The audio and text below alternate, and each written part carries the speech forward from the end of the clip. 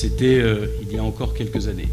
Un jeune homme bien élevé, dans une famille qui ne présente aucun signe de religiosité, dans une famille dont je connais bien la mère, dans une famille dont deux des filles ont, à un moment ou à un autre, travaillé en mairie.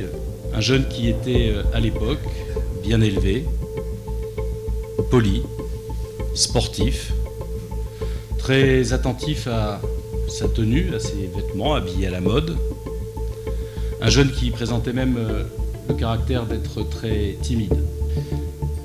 Ce jeune homme, nous l'avons les uns et les autres, en tout cas beaucoup d'entre nous, découvert sous un autre jour, en 2012, lorsqu'un matin, les services de police sont venus l'interpeller, en même temps que deux autres jeunes Drancéens, et qu'il a fait l'objet d'une enquête, puis je crois d'une mise en examen, parce qu'ils s'apprêtaient, ces trois jeunes, à partir au Yémen. Connaissant la mère de famille, je m'étais évidemment enquis auprès d'elle de ce qui s'était passé, et elle m'expliquait que depuis quelques mois, parce qu'il fréquentait une mosquée connue pour être une mosquée radicale, connue pour être un endroit où on cherche à radicaliser les jeunes. Cette mosquée de Blanc-Ménil qu'il s'était mis à fréquenter, que les deux autres jeunes Drancéens, qui sont actuellement eux aussi partis combattre en Syrie,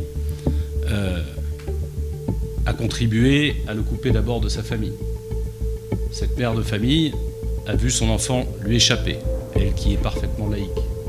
Il voulait d'ailleurs lui imposer le port du voile, lui imposer à sa famille, à la maison, les règles de l'intégrisme le plus absurde et le plus éloigné de la religion musulmane. Pourquoi laisse-t-on ces lieux de culte dont n'importe quelle mère, il y en a deux autour de ma ville, il n'y a pas dans ma ville, mais il y en a deux autour de ma ville, parfaitement identifiés. Et lorsque nous nous adressons aux services de l'État, on nous explique qu'il vaut mieux les laisser ouverts pour mieux les surveiller. Qui a-t-on surveillé? Qui a-t-on surveillé dans cette affaire?